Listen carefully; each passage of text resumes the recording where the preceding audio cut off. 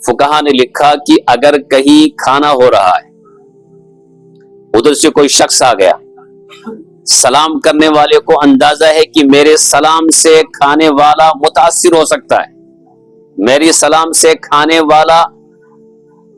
वाले को कोई नुकसान हो सकता है, तो उस आने वाले के लिए सलाम करना जायज नहीं है।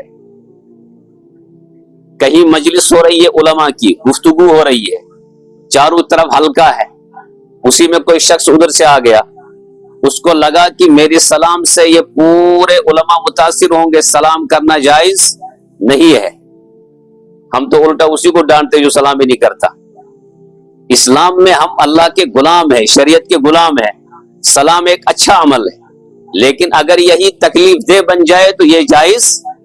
एक शख्स तिलावत कर रहा है, तिलावत इतनी जोर से कर रहा है कि उसकी तिलावत से हमसाया परेशान है, यह तिलावत करना नाजायज है। तिलावत से बढ़कर और जिक्र क्या हो सकता है? कुरान करीम की तिलावत आप इतना जोर से पढ़ रहे हैं, आपकी आवाज घर तक पहुंच रही है। इसीलिए उलमा कहते हैं माइक का इस्तेमाल कि दूर तक इससे पहुंचे और तकलीफ पहुंचे, ये जायज नहीं है। लेकिन आवाम कहां मानती इसको? आवाम बिल्कुल नहीं मानती। 10 दफा ये मसाइल बयान किए, मगर आवाम इसको मानने के लिए तैयार बिल्कुल नहीं है। नहीं मानेगी तो आलिम क्या करे? लेकिन बहरहाल जायज इतनी ही इजाजत है जितनी इसकी जरूरत है, जरूरत से आगे की इजाजत बिल्कुल नहीं।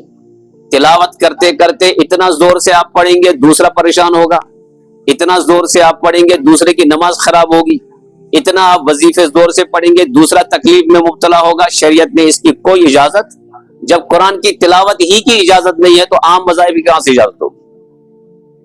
कूलू कौलन सदीदा का एक मतलब ये भी है कि आप अपनी जबान से किसी को तकलीफ नहीं पहुंचा सकते। अल मुस्लिम मन सलिम अल मुस्लिमून मिन लिसानी व यदी, मुसलमान उसके बगैर दूसरा कोई हो ही नहीं सकता जिसकी जबान और जिसके हाथ से दूसरा महफूज रहे। यानी मुसलमान हो ही हो सकता है जिसकी जबान महफूज हो, यानी दूसरे को तकलीफ न पहुंचाए, और जिसके हाथ से दूसरे को तकलीफ न पहुंचे मुसलमान वही हो सकता है। यानी इसका मतलब है दूसरा नहीं हो सकता, तकलीफ पहुंचाने वाला मुसलमान नहीं हो सकता, खा वो तहज्जुद क्यों ना पढ़ता हो।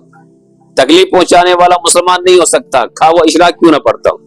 हम तो नवाफिल की बड़ी पाबंदी के साथ नवाफिल अदा करते हैं, लेकिन नवाफिल के जरिए जो चीज हमें हासिल करनी थी कि इंसानियत को, मुआशरे को तकलीफ से बचाना था, उसमें हम नाकाम हैं। हज़रत आयशा रज़ियल्लाहु अन्हा मस्जिद नबवी में अपने हुजरे में, रिवायत के अंदर मौजूद है, हज़रत उमर का दौर है रज़ियल्लाहु अन्हु, एक शख्स को वाज पढ़ने की बड़ी ये थी, चाहत होती थी। हर दौर में ऐसे लोग रहते हैं जो चाहते हैं कि हर वक्त क्या रहें, बोलते रहें, अपनी सुनाने की कोशिश करते हैं। बहरहाल अब वो वाज पढ़ते थे, नसीहत ही कर देते। हज़रत आयशा रज़ियल्लाहु अन्हा ने शिकायत की हज़रत उमर के पास रज़ियल्लाहु अन्हु, हज़रत उमर रज़ियल्लाहु अन्हु के पास शिकायत की, फरमाया हजरत ये आदमी वाज पढ़ता है और इसकी आवाज से मुझे तकलीफ होती है। किसने शिकायत की? हजरत आयशा। वाज कहां हो रहा है? मस्जिद नबवी में, और हजरत आयशा अपने हुजरे में। एक शख्स वाज पढ़ रहा है, गलत कर रहा है, सही कर रहा है? सही कर रहा है। हजरत आयशा ने फरमाया कि इनकी आवाज से मुझे तकलीफ हो रही है। हजरत उमर ने उसको बुलाया रज़ियल्लाहु अन्हु, फरमाया आपके वाज से अम्मी जान को तकलीफ हो रही है, आज के बाद इस जगह आप वाज नहीं पढ़ेंगे। हो गया, रुक गया वो। कुछ दिन गए तो उसने फिर वाज पढ़ना शुरू कर दिया, क्योंकि शौक था। उसके बाद फिर हज़रत आयशा को पता चला, हज़रत उमर रज़ियल्लाहु अन्हु तक इत्तला पहुंची। हज़रत उमर रज़ियल्लाहु अन्हु एक बड़ा डंडा लेकर आए, छड़ी, और लाने के बाद फरमाया कि अगर आज के बाद यहां वाज पढ़ा तो मेरी छड़ी और तुम्हारी गर्दन होगी। आज वाज पढ़ना छोड़ दो यहां से, और आपका मेरा मामूल वाज पढ़ना दीन है ना, इबादत है ना, इससे बढ़कर क्या किया जा सकता है। और हम तो शादी करते हैं, शादी सड़कें बंद कर दी जाएंगी, ट्रैफिक जाम कर दिया जाएगा, क्योंकि हमें दीन का काम करना है, क्योंकि हमें नमाजें पढ़नी, तुम्हें बाकी काम करने। और यहां तक की सूरत हाल ये हो गई कि अब हमें दीन क्या है, ज़ाबिते क्या हैं, اب ہمیں کچھ سمجھ میں نہیں آتا، کچھ بھی نہیں.